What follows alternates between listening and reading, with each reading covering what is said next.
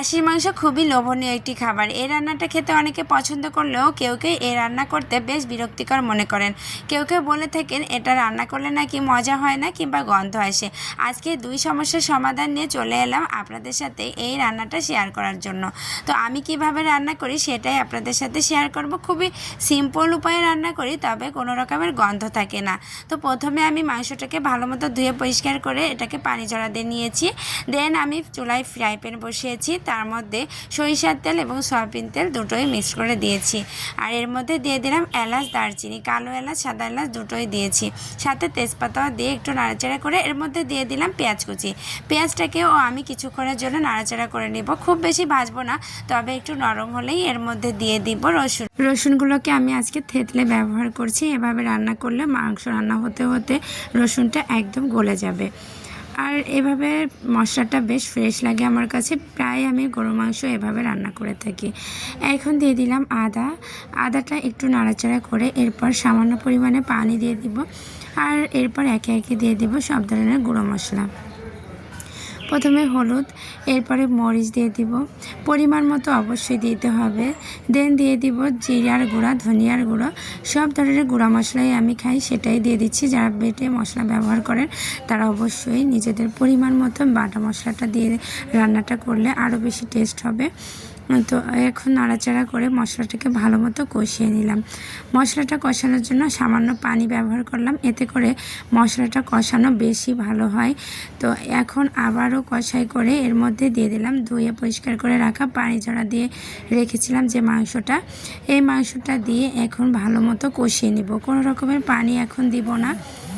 পানি ছাড়াই medium to low হিটে চুলার জালটাকে রেখে অনেকটা সময় নিয়ে এই মাংসটা রান্না করব। আর এখানে দিয়ে দিলাম টমেটো ক্যাচাপটা আমি এমনিতেই সংরক্ষণ করেছিলাম, সেভাবে বাটি থেকে বের করে দিয়ে দিলাম। আর এখন মাংসটাকে বেশ খানিকটা সময় ঢাকনা দিয়ে ঢেকে রেখেছিলাম। এর মধ্যেও কয়েকবার ঢাকনাটা খুলে আমি নাড়াচাড়া করেছি। মাংসের মধ্যে যেহেতু সিদ্ধ করার জন্য কোনো রকমের পানি ব্যবহার করিনি, তাহলে অবশ্যই যাতে লেগে না যায় সেদিকে খেয়াল রেখে আমি বারবার নাড়াচাড়া করে মাংসটাকে দেখে নিচ্ছিলাম যে নিচে লেগে যাচ্ছে কি না। এই পর্যায়ে দেখছি একেবারে মাংসের পানিটা কিন্তু নিচে নেই বললেই চলে, শুধু উপরে তেলটাও চলে আসছে। এখন আমি দিয়ে দিলাম কয়েকটা 4টা গোটা রসুন।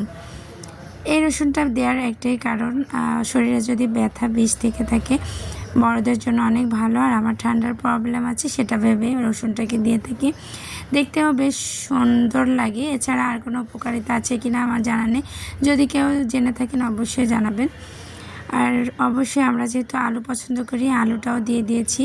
আলুটাকে আলাদা করে আর ভাজি নাই, এর মধ্যে দিয়ে কষিয়ে আমি প্রায় অর্ধেকের বেশি পরিমাণ সিদ্ধ করে নিয়েছি। এই পর্যায়ে দিয়ে দিলাম পানি, অবশ্যই পানিটাও পরিমাণ মতো দিতে হবে। এই পর্যায়ে ঝোলের পরিমাণটা অনেক বেশি মনে হচ্ছে, তবে বলক আসলে আর কিছুক্ষণ জাল করে নিলে এর টেস্টটাও অনেক বেশি মজার হবে আর দেখতেও গামাখা ভাব চলে আসবে। তো এই তো কিছুক্ষণ টকবক করে জাল হচ্ছে। এই লাস্ট পর্যায়ে দিয়ে দিলাম গরম মশলার গুঁড়া। এটা রাঁধুনি গরম মশলার গুঁড়া। এই মশলাটা দিলে আমার ভীষণ লোভনীয় লাগে, কালারটাও চেঞ্জ হয়ে যায় আর দারুণ একটা ফ্লেভার পাওয়া যায়।